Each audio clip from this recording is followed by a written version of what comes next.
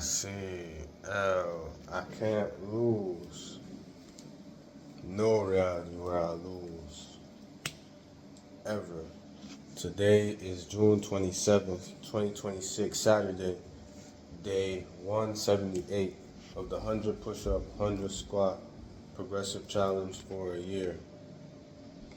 We're almost done with the month of June. We're finishing up 150 push up, 150 squat every single day for this month of June. Then from tomorrow, or not from tomorrow, from next month, we're doing 160 push up, 160 squat every single day. Could you do this? Do you think you could do this? Would you have given up by now? We're almost halfway through the year. I'm still pushing. Let's go.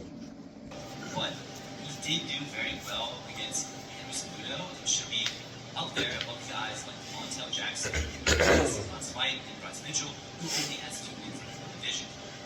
Kevin Forjas in the rankings is absolutely insane at flyweight. He had a very good win over Andre Lima, who was looking really good and was undefeated before this, but straight to the rankings. Andre Lima wasn't even ranked himself before this either, and he took losses to Emmanuel Rodriguez and Super Darji, so I don't know how the mom did this. I think heavyweight in general is a lot better though. Maybe Alex Pineda should be ranked number 4 already, but Derek Lewis out of the rankings makes a lot of sense, and I think overall the division makes a lot of sense. Right? Look, a lot of people online are saying this is completely terrible and trash, but I think overall, in comparison to the media rankings and what the media has done in the past, I think this is neutral and a pretty good step in the right direction. I really like that it's harsh on activity. Guys like Yair should not be in the rankings at all. But what I really don't like is guys being ranked below guys that have beaten them, especially in the last year, and I think it's a simple fix. I'm talking to the meta engineers directly right now.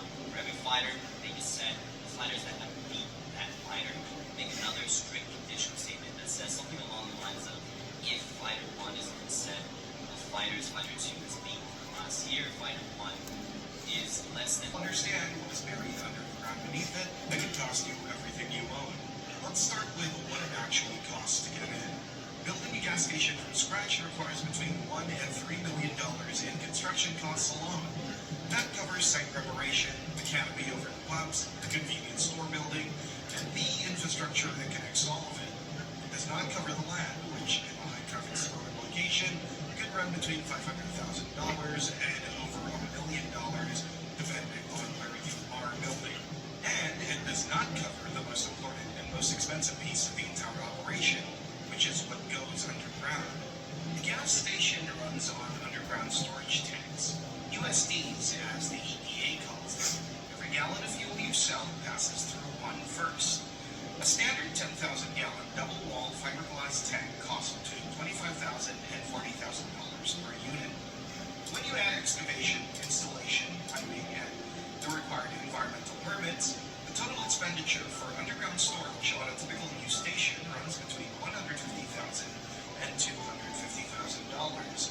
A station with multiple fuel grades, regular, mid-grade, premium, diesel, needs multiple tanks. The pumps themselves, 6 to 12 dispensers for a full-size location, cost between $15,000 and $25,000 each. Total equipment and tank costs $300,000 to $750,000.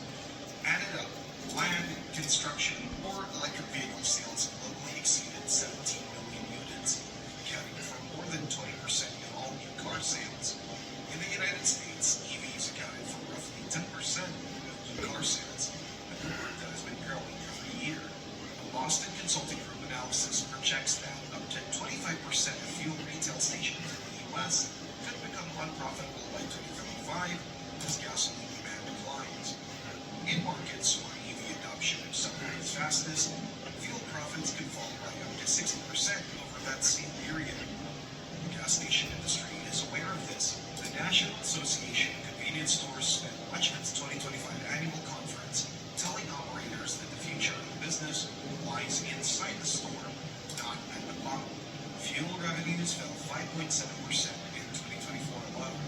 The advice was to expand food service, add car washes, invest in loyalty programs, and reduce dependence on the product the business is named after.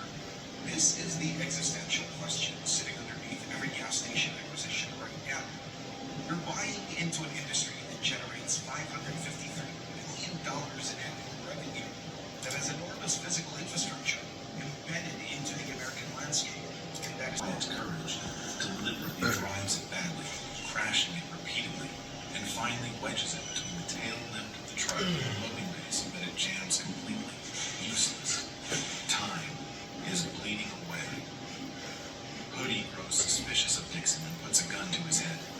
The gang abandons the cages and resorts to the crudest possible method.